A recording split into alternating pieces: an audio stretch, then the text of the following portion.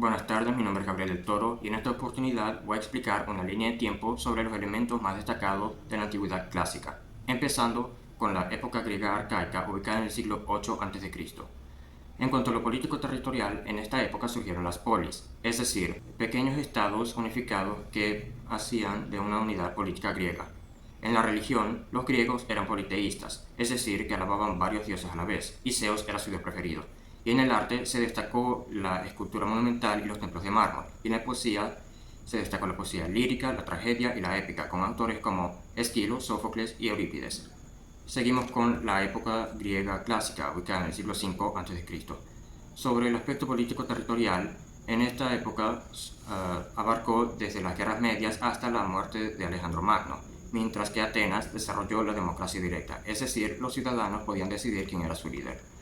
En religión, ellos seguían siendo politeístas y tenían una relación directa con sus dioses a través de festivales, rituales y oráculos, además de que construían santuarios en nombre de sus dioses, como por ejemplo la Acrópolis de Atenas. Y en el arte, se destacó un arte que buscaba la proporción y el equilibrio estético, y además que se destacó la escultura por su nuevo nivel de realismo gracias a autores como Fidias, el arquitecto detrás del Partenón. Seguimos con la época helenística, ubicada en el siglo IV a.C. En cuanto a lo político territorial, se caracterizó por la fragmentación del imperio de Alejandro Magno en distintos reinos helenísticos gobernados por los diádocos. En la religión, seguían siendo politeístas, pero incorporaron nuevas dioses y deidades debido a la mezcla cultural por la expansión del terreno. Y en cuanto al arte, se caracterizó por un estilo más dinámico, y la arquitectura se volvió más decorativa y grandiosa gracias al uso del orden corintio. Seguimos con la época de la dominación romana, ubicada en el siglo I a.C. En cuanto a lo político-territorial, esta época marcó la transición directa entre la República Romana y el Imperio Romano, y estableció un vasto imperio bajo el nombre del emperador Cayo Julio César, quien poseía el poder político, militar y religioso. En la religión, la República Romana seguía siendo politeísta, pero al finales de este siglo se empezó a difundir el cristianismo. Y en el arte, la pintura y la escultura se destacaron por su realismo, mientras que la arquitectura combinó estilos griegos y etruscos para combinar lo estético con lo práctico. Seguimos con la época del inicio del Imperio Romano, en el siglo XXVII a.C. Respecto a lo político territorial, en esta época se consolidó un gobierno centralizado bajo el nombre del emperador Augusto, quien como el anterior poseía los poderes civiles, militares y religiosos. En la religión prevaleció el politeísmo, y se integraron nuevos dioses y cultos de los pueblos conquistados.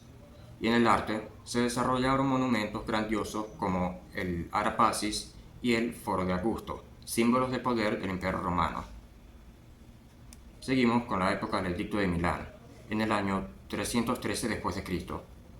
Sobre el aspecto político territorial, el Edicto de Milán fue un decreto que se emitió durante el gobierno conjunto del emperador Constantino el Grande y el emperador Licinio, quien combinó el poder religioso con el poder imperial.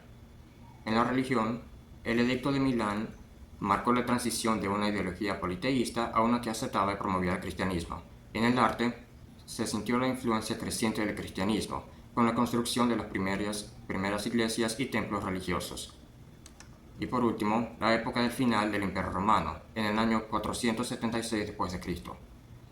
Sobre el aspecto político-territorial, el Imperio Romano Occidental se fragmentó debido a las luchas internas y a las invasiones barbáricas, que causó un debilitamiento económico.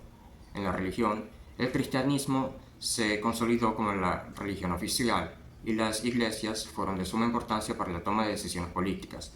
Y en el arte, al final del Imperio Romano, se presentó una transición hacia el paleocristiano y bizantino, y los temas artísticos se volvieron predominantemente cristianos. Ahora bien, voy a hablar sobre la relación de la antigüedad clásica con el diseño gráfico actual.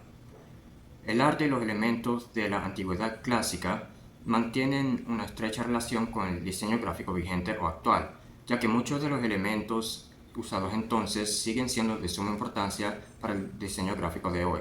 Elementos como la proporción, el equilibrio, la estética, la forma y la unidad visual forman la base para la creación estética y visual del diseño gráfico el día de hoy. Muchas gracias por su atención, esta ha sido mi exposición.